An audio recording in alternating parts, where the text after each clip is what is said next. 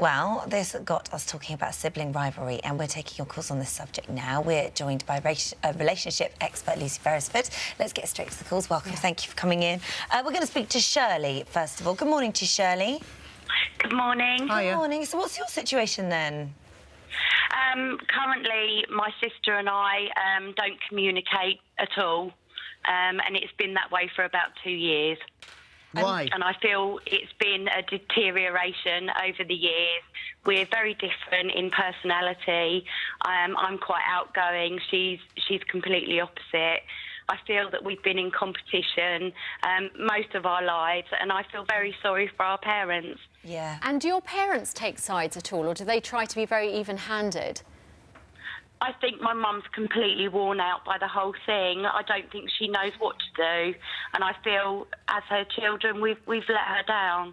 Oh. Is there the background to this? Do you have you had more attention from your parents, for example, or maybe your sister has? I had very different experiences as a child to my sister, which would sort of maybe make me more attention-seeking. And as we went into adulthood, she didn't understand that. And I felt very let down by her for having no sympathy. And I feel that she would rather I'm not in the family. When she refers to mum, she always says, my mum, and that makes me feel excluded. And so, in a way, she is trying to almost airbrush you out of her vision of what your family is like, sort of imagining that you're not from the same parents. Yes. I don't know whether it's because we were adopted and we're just different personalities, but I just feel so sorry for my mum and dad.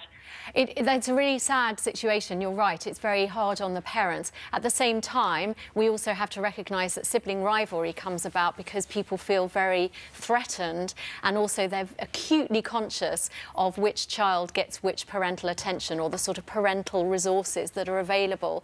So part of it is about acknowledging, I don't know how this will sound to you, but to acknowledge where your sister's jealousy comes from, the fact that you did get a lot of parental attention when you were younger, and try to, at the moment, deal with it as adults, even though a lot of the emotion is coming from the two of you being children, your inner child, so to speak. So it's partly about acknowledging where her envy and jealousy comes from, and also partly almost being the bigger person and being love-bombing her in a way so that she can almost come round to take the pressure off your parents. And it makes it maybe also because this is hurting your parents to bite the bullet, to take the higher ground and say to her, look, I'm sorry, let's draw a line underneath it, and if it's something that I did, then I apologise for anything I might have done. And taking the higher ground and maybe saying things that you wouldn't want to say, wouldn't want to apologise, but you do it for the sake of the parents. For the sake of the parents. And also, you're absolutely right to sort of acknowledge, to say, I probably did soak up a lot of our parents' time. I was a child, I was very demanding, but at the same time, to acknowledge the impact that will have had on your siblings. Do you think she'd listen? Yeah. I don't know if she would. She seems to have no faith in me as a person. What about if you wrote it down? What if you wrote her a big long letter so she can't interrupt you or stop you and just go, I'm not listening? She could read it again, and she can do it in her own time. Because it's hard not to read something if it's put in front of you. At least then she could listen to the whole thing that you've got to say. I think you're right with what you say, because when we're together, it's a battle of who can win that argument at the time. Yeah. Do you always continue to fight if there's an argument? Do you want to win? Do you want to have the last word? No, I just want my sister.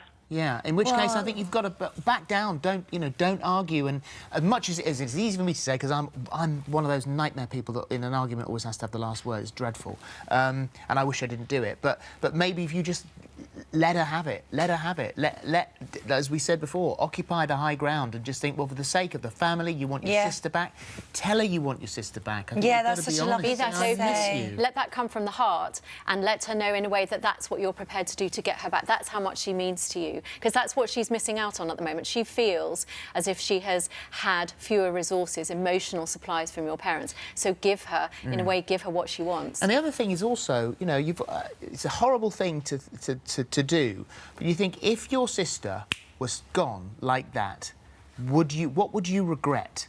And if you were gone like that, what would she regret? So take that moment to think, you know, my God, all the things. You hear it so many times. People say, if only I'd thought before something terrible happened. And God, you know, good gracious, we hope that nothing ever does.